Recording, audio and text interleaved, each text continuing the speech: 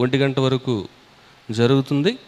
మరి తమిళనాడులో మాత్రం మరి అక్కడ ఆదివారం పూర్తి లాక్డౌన్, మరి కర్ఫ్యూ ప్రకటించడం వలన తమిళనాడు రాష్ట్రంలో మాత్రమే ఆగస్టు 15వ తేదీన మరి పరీక్ష జరిగించడానికి మరి యూనివర్సిటీ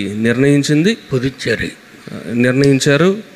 మరి ఆగస్టు 15వ తేదీ తమిళనాడులో ఉన్నటువంటి మరి విద్యార్థులకు పరీక్ష జరుగుతుంది. మరి వారికి ప్రత్యేకంగా మరి క్వశ్చన్ పేపర్ ఇవ్వడం జరుగుతుంది.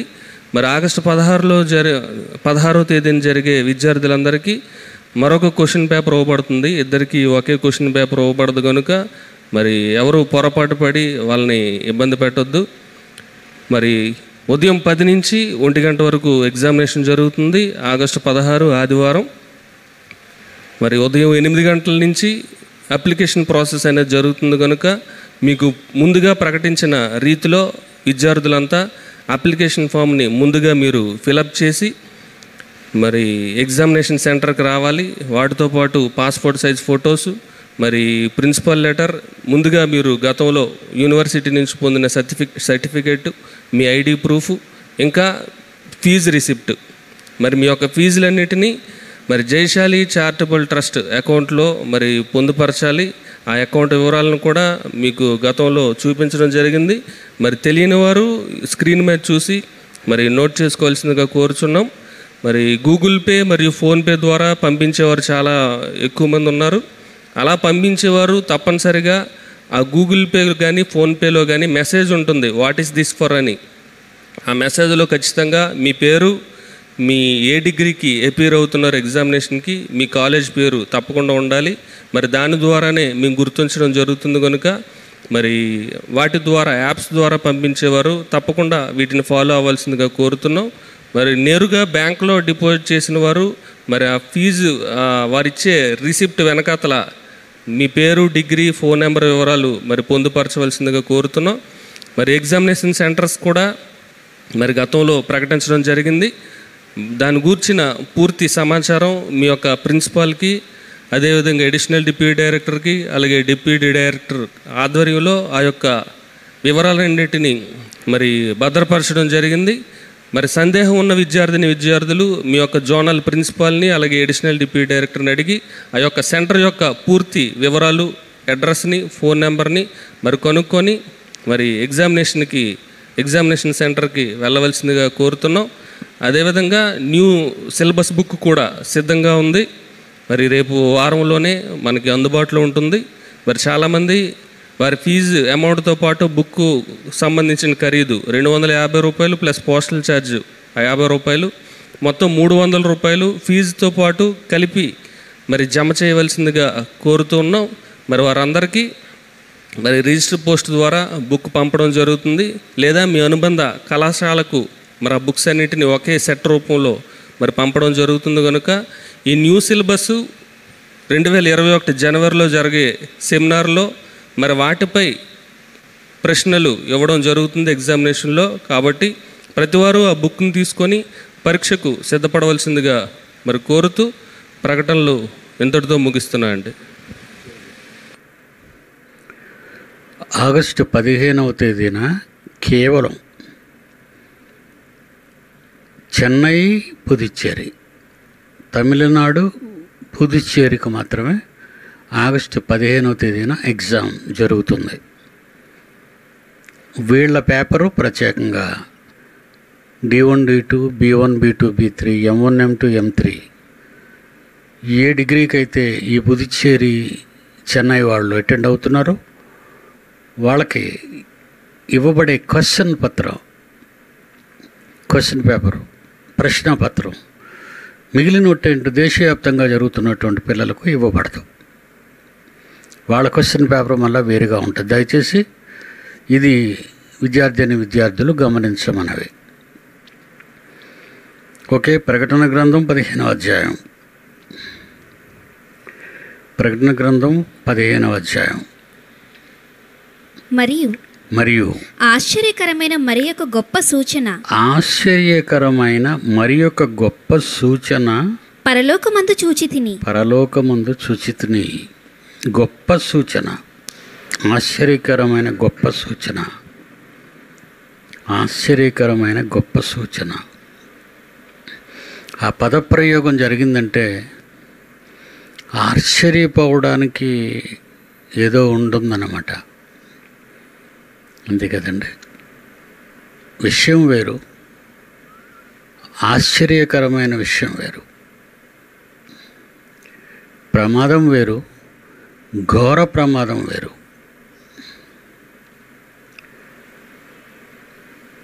ఇది ఆశ్చర్యకరమైన భూనివాసులకు ప్రతిదండన చేయటంలో ఆశ్చర్యాన్ని కలిగించేది.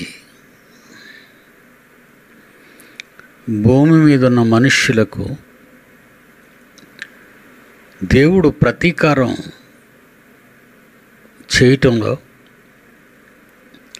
ఆశ్చర్యకరమైన ప్రతీకారం.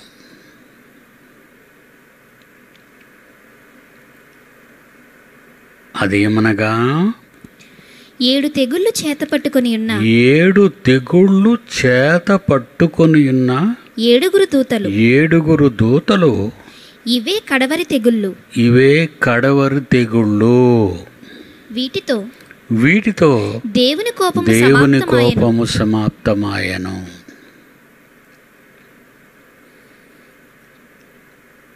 ఈవేళ ఒక న్యూస్, వరల్డ్ హెల్త్ ఆర్గనైజేషన్, ప్రపంచ ఆరోగ్య సంస్థ, ప్రపంచానికి ఒకే ఒకటి ఉంది ఆరోగ్య సంస్థ.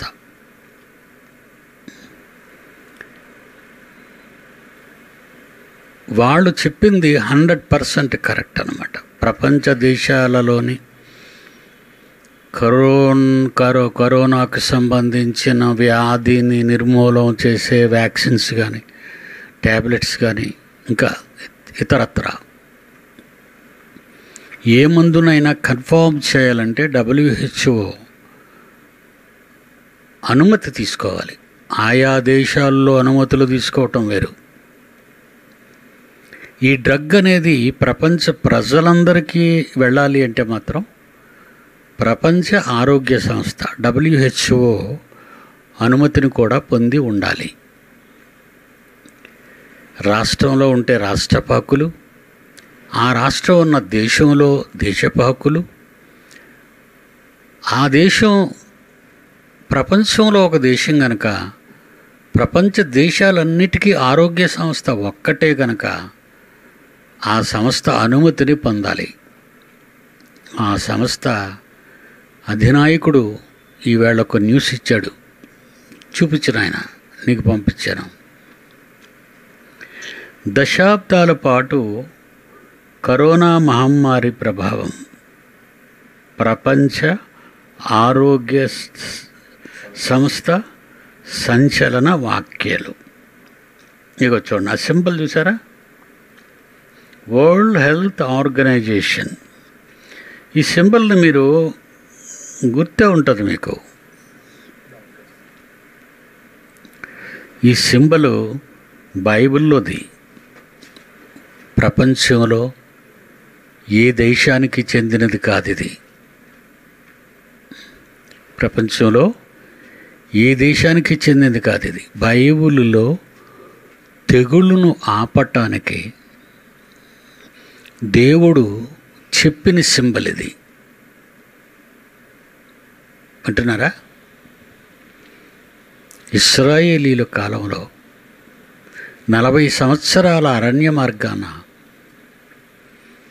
పాలుతేనులు ప్రవహించే దేశానికి సాగుతున్న వేళ ఇశ్రాయేలీల మధ్య జరుగుతున్న ఘోరమైన పాపాలకు శిక్షగా దేవుడు తెగుళ్ళను పంపించాడు, ఒక వైరస్ని.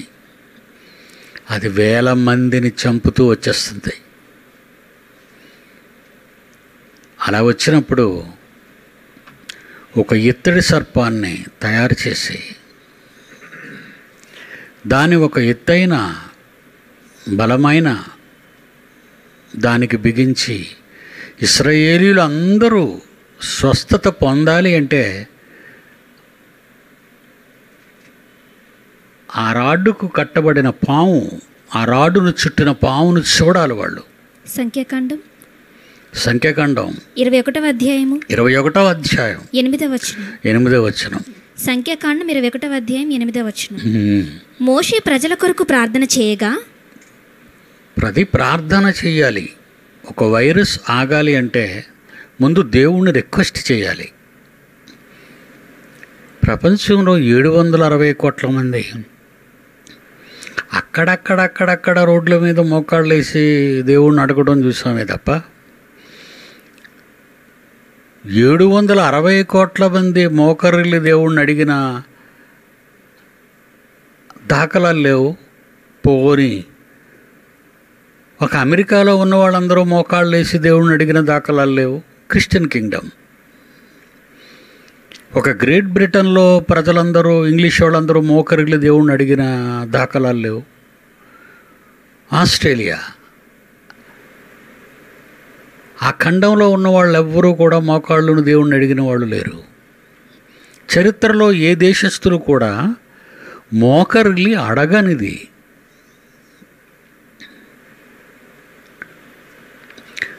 నేను అడుగుతాను, మీరు ఒప్పించి రండి అని అన్నాను ప్రజలకి. కరోనా ఎంట్రీ ఇచ్చినప్పుడు నా పిల్లలు గుర్తుంచుంటే చాలు, అలాగా జనం గుర్తుంచుకోకపోయినా ఐ వాంట్ కేర్.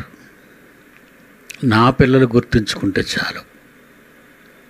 చెప్పాను ఈ సింబల్ గురించి ఆ రోజే. మోషే దేవుణ్ణి ప్రార్థించినప్పుడు, యెహోవా తండ్రి అయిన దేవుడు, నీవు తాపకరమైన సర్పము వంటి ప్రతిమను చేయించి, తాపకరమైన సర్పము వంటి ప్రతిమను చేయించు. తాపకరం, భయంకరమైనటువంటిది. అలాంటి సర్పం యొక్క బొమ్మను చేయించు. స్తంభము మీద పెట్టుము. స్తంభం మీద ఇశ్రాయేలీలు లక్షల మంది చూడాలి దాన్ని. అప్పుడు లక్షల మంది చూడాలంటే ఎంత ఎత్తులో ఉండాలో మీరు ఆలోచించండి. లక్షల మంది ఇశ్రాయేలీలు ఆ బొమ్మను చూడాలి. అదిగో అదే వరల్డ్ హెల్త్ ఆర్గనైజేషన్ బొమ్మ. తాపకరమైన సర్పపు ప్రతిమను చేసి స్తంభము మీద పెట్టుము. స్తంభము, ఎత్తైన స్తంభం మీద పెట్టాలి దాన్ని. అప్పుడు కరువబడిన ప్రతివాడును, ఎవరైతే పాము చేత కాటు తిన్నాడో తిన్న ప్రతివాడు దాని వైపే చూడాలి. బ్రతుకునని మోషేకు సెలవిచ్చాడు. అలా చూసిన వాడే బ్రతుకుతాడు.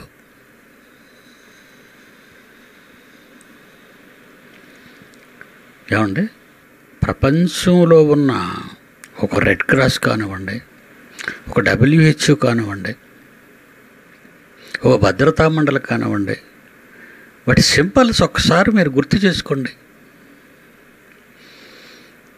బైబిలులో దేవుడు చెప్పినవి. మా గ్రంథాలలో లేని బొమ్మలు ప్రపంచం, యావత్తు ప్రపంచ ఆధీనంలో ఉన్న వాటికి మా సింబల్స్ను వాడటం లేదని ఒక రష్యా అనుకుందా? లేదే. ఒక ఆస్ట్రేలియా అనుకుందా? లేదే. ఒక గ్రీక్ అనుకుందా? లేదే. ఒక ఈజిప్ట్ అనుకుందా? లేదే. ప్రపంచంలో 200 చిల్లర దేశాలు ఉన్నాయి. ఏ దేశంలో ఉన్న ఏ బొమ్మలనైనా వాళ్ళు వాడలేదు. ప్రపంచవ్యాప్తంగా వాడబడుతున్నవి. ఏమండి, Bible is a true book. వేల సంవత్సరాల కాలం నాటి సంగతులు భద్రపరచబడిన దివ్య గ్రంథం. తప్పులు పట్టుకున్న అమాయకులకు బైబిల్ అర్థం కాకపోయిందంతే. తప్పులు పట్టుకున్న వాళ్ళు పాపం బైబిల్ అర్థం చేసుకోక తప్పులు పట్టుకుంటున్నారు. వాళ్ళకి అర్థమైతే పాదాల మీదే పడతారు బండగా.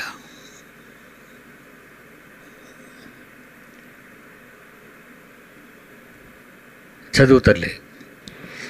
సంఖ్యాకాండం 21వ అధ్యాయం 9వ వచనం. మోషే ఇత్తడి సర్పం ఒకటి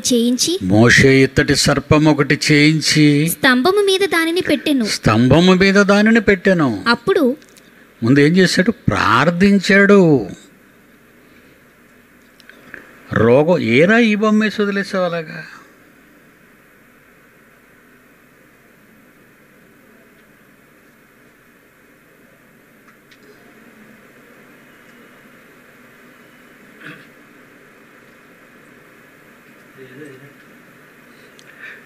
నా టైమే తక్కువ, ఆ తక్కువలో మీ పొరపాట్లు.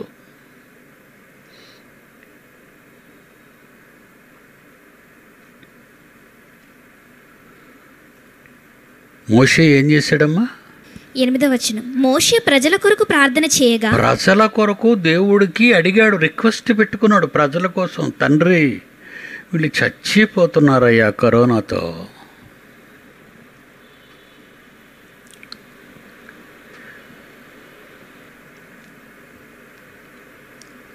తండ్రి, వీరు కరోనాతో చచ్చిపోతున్నారయ్యా అని దేవుణ్ణి నేను అడగటానికి కండిషన్ పెట్టాను. ప్రపంచ ప్రజలకి కండిషన్ పెట్టాను. ఏటా కండిషను? మోషే గారు చెప్పిందే. ఒక మీడియేటర్ అడగాలి. ఆ మీడియేటరు పనికిరాని వాడై ఉండకూడదు. దేవుని ఎడల యోగ్యత కలిగినవాడు, దేవుని ప్రేమను పొందినవాడు, దేవుని చేత ప్రేమింపబడినవాడు. క్యారెక్టర్ చెప్తున్నాను. మోషే నా ఇల్లంతటిలో నమ్మకమైనవాడు. మోషే లాంటి సాత్వికుడు నేను భూమి మీద ఎవరినీ చూడలేదు. ఆ రోజు మోషే గారు ఆయన గురించి అన్న దేవుని మాటలు, నాకు ఒక వరం ఇవ్వాలి, నా రిక్వెస్ట్ని పరలోకపు తండ్రి స్వీకరించాలనుకోండి, దానికి నాకు అర్హత ఉండాలి, అడిగే అర్హత నాకు ఉండాలి. ఒక పనికిరాని వాడు వచ్చి అడిగితే రే పో అంటాం. రాజమందిరంలోకి వెళ్ళాలంటే, రాజుతో అంతఃపురంలో మాట్లాడాలంటే ప్రత్యేకమైన క్యారెక్టర్ ఉన్న వాళ్ళు ఉంటారు, నమ్మకమైన వాళ్ళు ఉంటారు రాజుకి. మోషే అతని ఇల్లంతటిలో నమ్మకమైన వాడు. ఇకపోతే ఆయన క్యారెక్టర్, మోషే క్యారెక్టర్.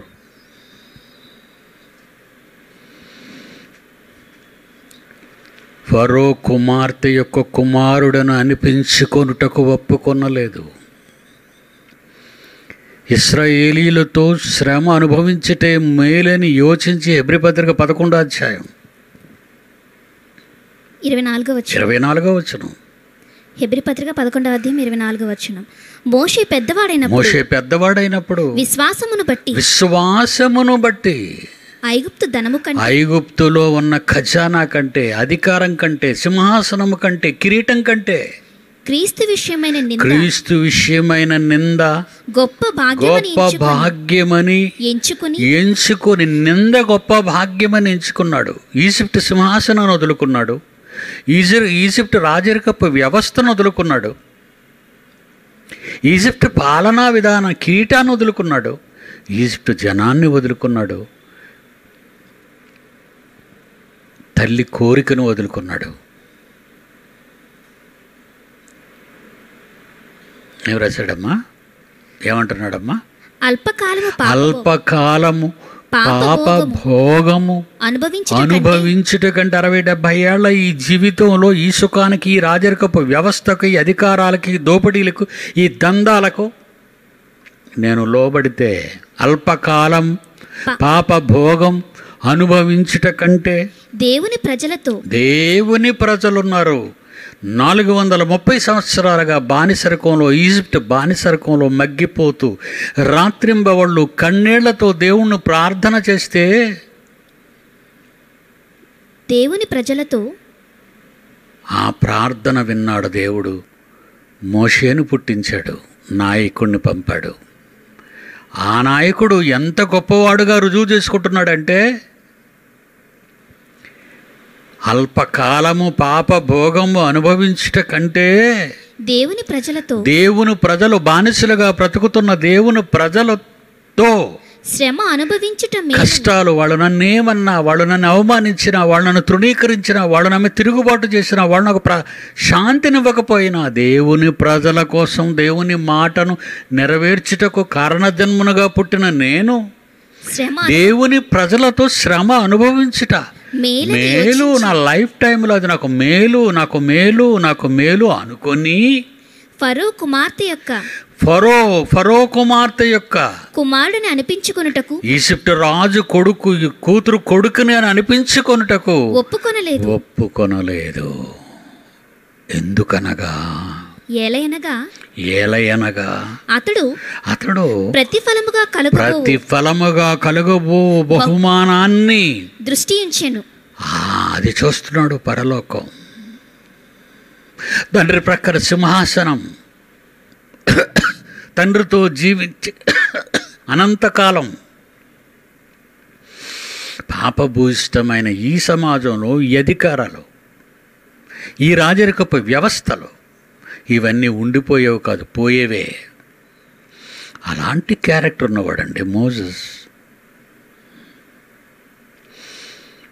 ఆ మోసెస్ అన్నాడు దేవుడు, నా ఇల్లంతటిలో నమ్మకమైన వాడు, ప్రపంచములో మనుషులందరిలో నాటికి సాత్వికుడు.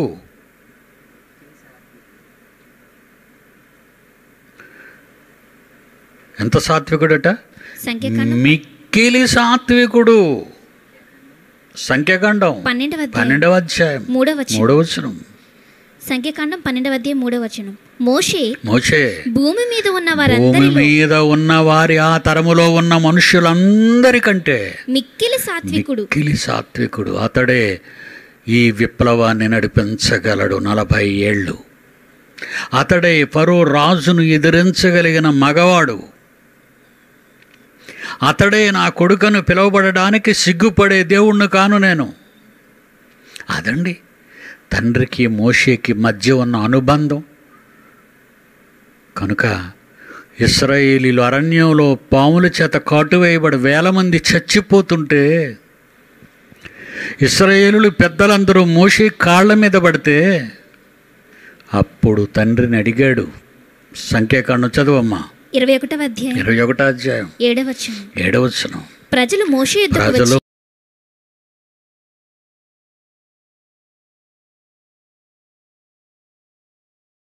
చేశామండి, మేము దేవునికి విరోధంగా మాట్లాడామండి, దేవుని గురించి మీరు మాట్లాడుతుంటే మేము చాలా తప్పుగా మాట్లాడామండి, పాపము చేసితిమయ్యా, పాపము చేసితిమి. 20 ఎపిసోడ్లో ఇందాక నీకు పంపించాను ఆయన, చిన్న క్లిప్ ఉంటుంది నేను మాట్లాడింది, రెడ్ చొక్కా అనుకుంటాను, ఇందాకే పంపించాను. ఈ రెండిటికి ముందు ఒకసారి చూడు. రండి ప్రపంచ దేశాలారా రండి, మీ దేశాలను నొప్పించరండి, ఆపుదాం, పోయిన వాళ్ళని మట్టుకు పోనివ్వండి. ఇక ముందు బ్రతుకున్న వాళ్ళు చావకుండా ఉండాలంటే దొరికింది, అది ఆపేద్దాం.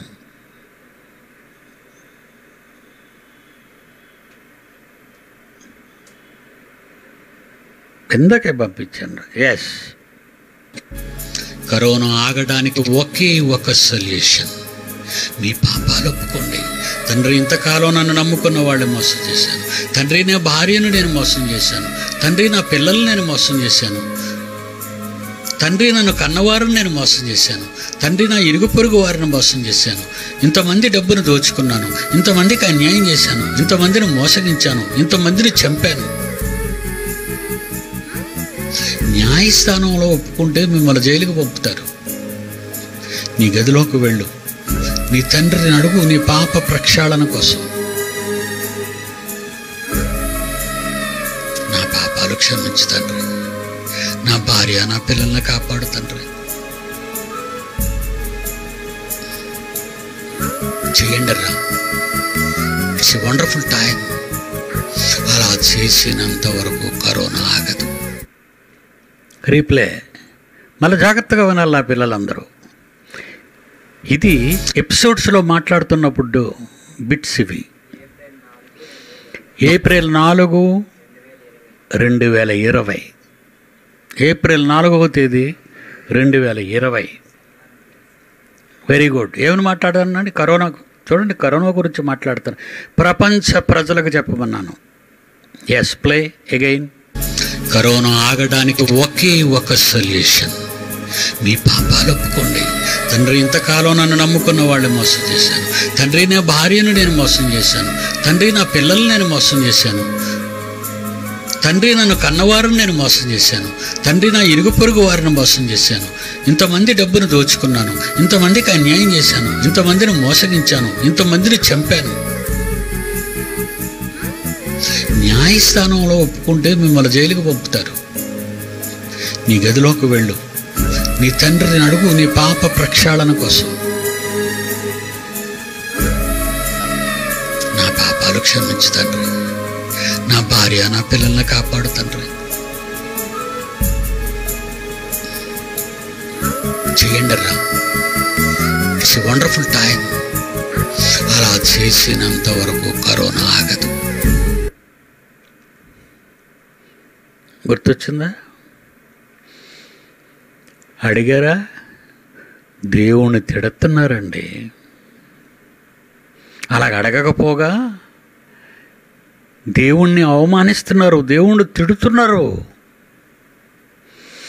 ఇశ్రాయేలీలు మోషే దగ్గరికి వచ్చి ఏం చెప్తున్నారో చూడండి. వాళ్ళు సంఖ్యాకాండ 21వ అధ్యాయం 21వ అధ్యాయంలో 7వ వచనం. ప్రజలు మోషే యొద్దకు వచ్చి మేము యెహోవాకును మేము తండ్రి అయిన దేవునికిని మీకును మాకు మంచి చెబుతున్న మీకును విరోధముగా మాటలాడితిమి. పాపము చేశాము. యెహోవా మా మధ్య నుండి ఈ సర్పములను తగిలేసేటట్టు, తీసేసేటట్టు, పంపించేసేటట్టు ఆయనను వేడుకునే హక్కు మాకు లేదు. మేము దేశాలని ఎలగలం, రాజ్యాలని ఎలగలం, దేవుని వేడుకొనలేము. మేము పాపులం. చదవమ్మా. అప్పుడేం చేశాడు మోషే? ప్రజల కొరకు ప్రార్థన చేయగా, ప్రజల కొరకు ప్రార్థన. నేను అదే చేస్తానన్నాను. నేను కూడా అదే చేస్తానంటున్నాను. ప్రజల కొరకు వేడుకొనగా, యెహోవా నీవు తాపకరమైన సర్పం యొక్క ప్రతిమను చేయించు, స్తంభము మీద పెట్టు, ఎత్తైన స్తంభం మీద ఇశ్రాయేలీయులందరూ చూచినట్లు పెట్టు. అప్పుడు కరువుబడిన ప్రతివాడు దాని వైపు ఆ బొమ్మను చూడాలి, అప్పుడే బ్రతుకుతాడు.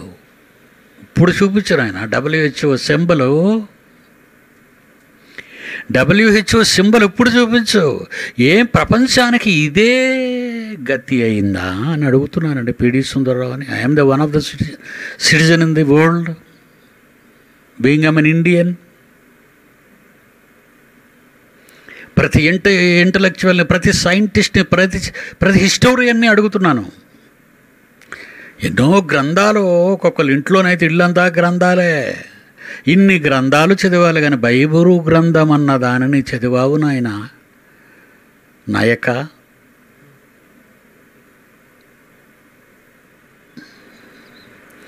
అందులో ఉన్న సింబల్ ఇదే. మోషేతో దేవుడు చెప్పిన సింబల్ ఇదే.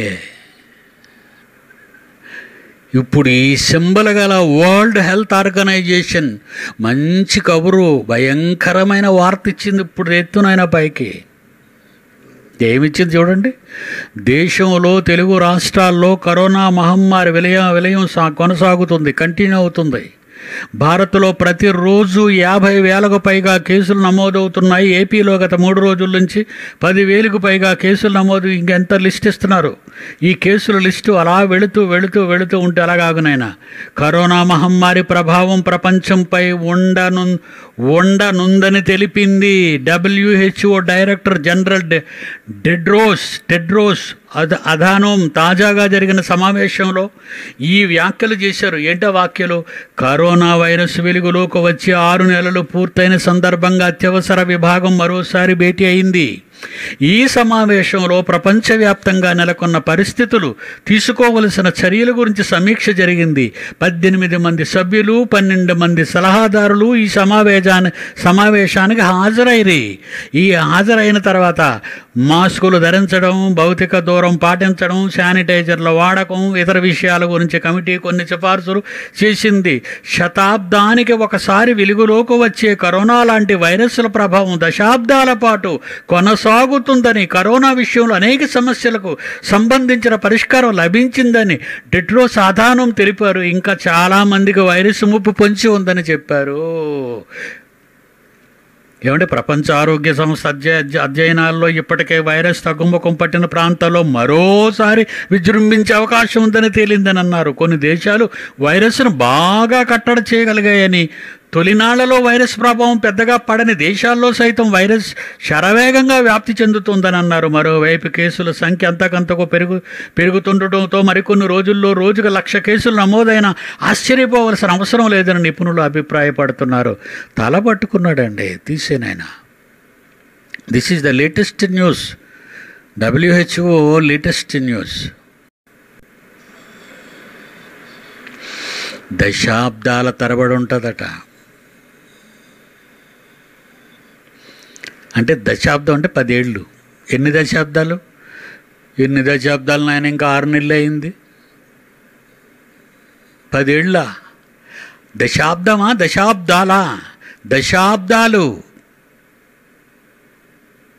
ఏమండి, నా చిన్నప్పుడు ఈ హెపటైటిస్ బి, డెంగ్యూ, చికున్గున్యా అసలు తెలియదండి. ఇట్ల పేర్లు తెలీదు మాకు, టీకాలు తప్పితే. రోగాలు రావటం, భూమి మీద స్థిరపడిపోవటం. ఇప్పుడు కరోనా భూమి మీద స్థిరపడిపోతుంది.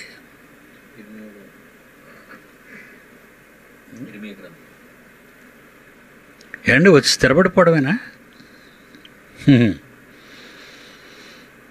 ఇర్మియా గ్రంథం 14వ అధ్యాయం 19వ వచనం దేవుడు చెప్పాడు ప్రవక్తల ద్వారా క్రీస్తుకు పూర్వం. ఇర్మియా గ్రంథం 14వ అధ్యాయం 19వ వచనం, మాకు చికిత్స దొరకకుండునంతగా, మాకు చికిత్స దొరకనంతగా అంటే వైద్యం దొరకదట. మాకు చికిత్స దొరకనంతగా నీవేళ మమ్మను కొట్టితివి కరోనాతో తండ్రి. మేము సమాధానము కొరకు కనిపెట్టుచున్నాము కానీ, మేమేదో మీతో సమాధాన పడదామని కనిపెడుతున్నామే తప్ప మేలేదియు కనబడటలేదు. చికిత్స కలుగు కాలము కొరకు, చికిత్స వైద్యం దొరికే కాలం కోసం కనిపెట్టుచున్నావు. ఎన్ని వ్యాక్సిన్లు తయారు చేస్తున్నాయి, ఎన్ని దేశాలు రంగంలో ఉన్నాయి, అహోరాత్రులు కష్టపడుతున్నారు, చికిత్స కోసం కనిపెడుతున్నాము తండ్రి. కానీ భీతి తగిలి ఉన్నది. ఏటి తగిలిందమ్మా? భీతి, భయం. వచ్చేసిందో అని 3 నెలల నుంచి చెబుతున్నారు. వచ్చింది లేదు. మొదటి ట్రయల్ అన్నారు, రెండో ట్రయల్ అన్నారు, మూడో ట్రయల్ అన్నారు. 100 ట్రయల్స్ అయినా చికిత్స కావాలంటే మీ పాప రోగాల ప్రక్షాళన జరగాలి. మీ శరీర రోగాలు తగ్గడం కాదు బిడ్డ. మీ శరీర రోగాల గురించి కాదు చికిత్స. ముందు దేవుడి దగ్గర ముందు మీ పాపపు రోగాలు. మీరు మీ దేహంతో ప్రపంచంలో చేయకూడని ప్రతి నికృష్ట కార్యక్రమాలు చేస్తున్నారు. ఏంటివి అవి? ఎపిసోడ్లో చెప్పాను, రోమాపత్రిక 1వ అధ్యాయంలో. అది 2 రోజులు 3 రోజులు చదివాను. అయ్యే నేరాలు, మనిషి చేస్తున్న దురాగతాలు, మనిషి చేస్తున్న పాపాలు, నికృష్ట కార్యక్రమాలు. రోమాపత్రిక 1వ అధ్యాయం 28వ వచనం నుండి, శరీర కార్యములు స్పష్టమైనవి. మీ శరీరాలతో నేను మీకు ఇచ్చిన దేవాలయమైన నేనుండవలసిన దేహంలో మీరు ఏమి పెంచుతున్నారో తెలుసా? క్రూర మృగాలను, క్రూరాన్ని పెంచుతున్నారు మీరు. నేనుండవలసిన మీ దేహమైన దేవాలయములో శరీర కార్యములు నాకు స్పష్టంగా కనబడుతున్నాయి, నేను కనబడటం లేదు మీ శరీరంలో. ఎవరో? నంబర్ 1, సమస్తమైన దుర్నీతి చేతను. గలతీ పత్రిక 5వ అధ్యాయము 19 నుంచి 21. శరీర కార్యములు స్పష్టమై ఉన్నవి. అవేవనగా జారత్వము, అపవిత్రత, కాముకత్వము, విగ్రహారాధన, అభిచారము, ద్వేషము, కలహము, మత్సరము, క్రోధము, కక్ష, భేదములు, అసూయలు, మత్తతులు, అల్లరితో కూడిన ఆటపాటలు మొదలైనవి. ఈ దేహమంతా ఈ పాప పంకిళమై కుళ్ళిపోతుందిరా నా దృష్టికి మీ దేహాలు చూస్తుంటే. నువ్వు స్టార్స్ అని చెప్పుకుంటున్నావు, నేను సూపర్ స్టార్ అంటున్నావు, నేను ఇంటర్నేషనల్ స్టార్ అంటున్నావు, నేను మెగాస్టార్ అంటున్నావు, రకరకాల స్టార్లు చెప్పుకుంటున్నారు మీరు. కానీ మీ శరీరం అంతా పాపాలతో నిండిపోయింది, ద్రోహాలతో నిండిపోయింది, అసూయలతో నిండిపోయింది, భేదములతో నిండిపోయింది, మత్తతులతో నిండిపోయింది, అల్లరితో కూడిన ఆటపాటలతో నిండిపోయింది. నాకు కనిపించేది నా దేవాలయమైన నేనిచ్చే ఈ దేహంలో నన్ను బయటకు పంపి పాపాలన్నిటినీ పెంచుతున్నారు మీరు.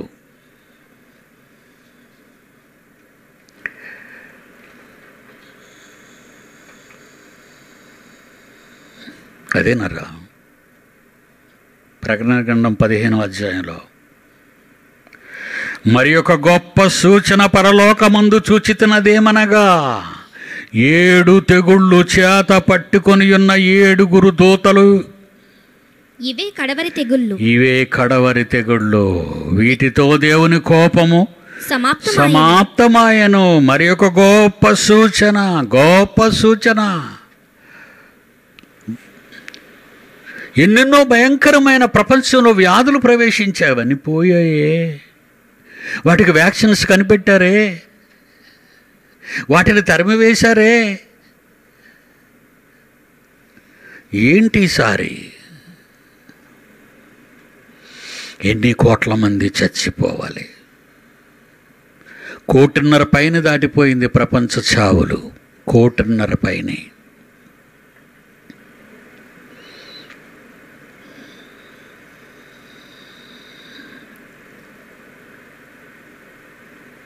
దేవుని కోపం.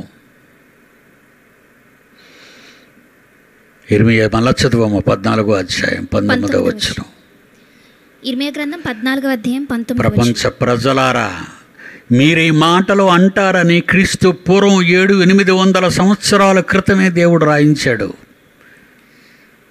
మాకు చికిత్స దొరకకుండినట్లు నీవేళ మమ్మను కొట్టితివి. మేము సమాధానము కొరకు కనిపెట్టుచున్నాము. మేము మీరేదో కనికరిస్తారు, సమాధానం మాకు కలిగిస్తారు, మాకు ఆనందాన్ని, వ్యాక్సిన్ వచ్చిందని ఆనందాన్ని కలిగిస్తారు. సమాధానము కొరకు కనిపెట్టుచున్నాము కానీ మేలేదియు కనబడుటలేదు. ప్రపంచ ఆరోగ్య సంస్థ బుర్ర తలపట్టుకుంది. ఏమండి, పిడి సుందర్రావు చెప్తున్న కరెంట్ అఫైర్స్.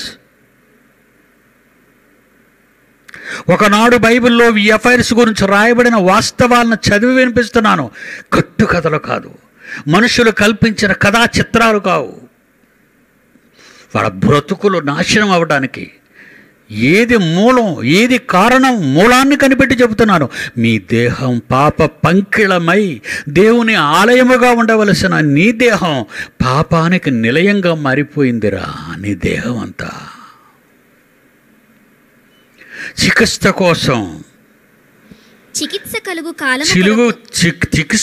కాలము కనిపెట్టుచున్నాము కానీ భీతి తగిలి ఉన్నది.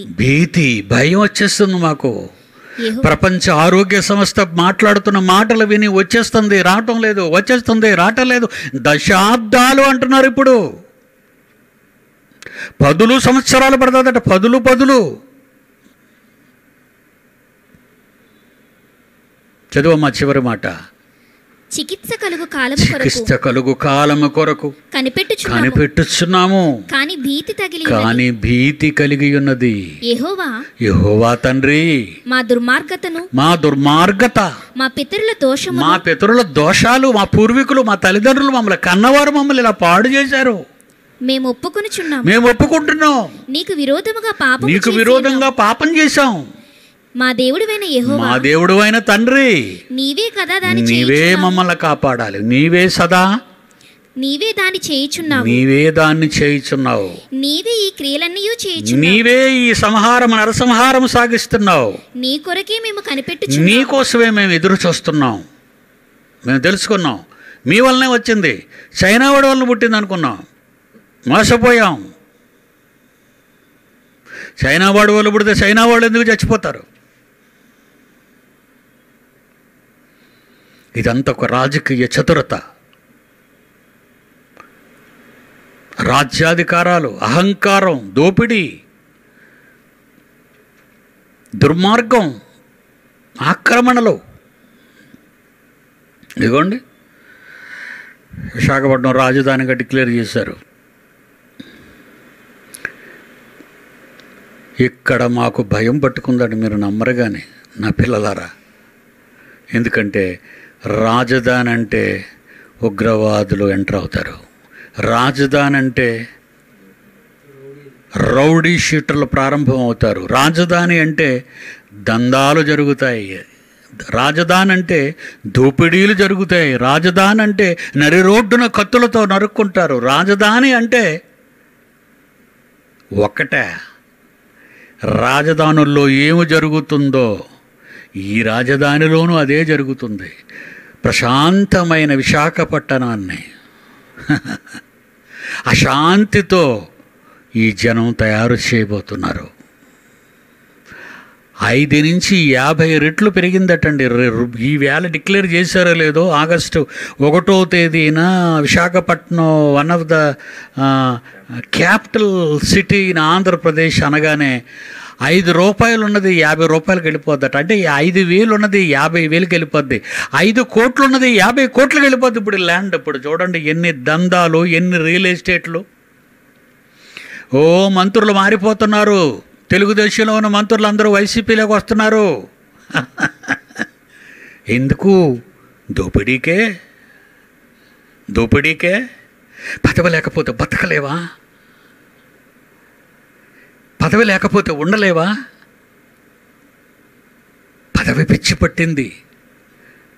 కరోనా గురించి ఆలోచించరు, ప్రజల గురించి ఆలోచించరు. ప్రజలు చచ్చిపోతున్నారు, లక్షల మంది చచ్చిపోతున్నారు. వాళ్ళ ఆకలి బాధలు, వాళ్ళ రోగ బాధలు అధికారులకు పట్టదు, అధినాయకులకు పట్టదు, ఏలికలకు పట్టదు.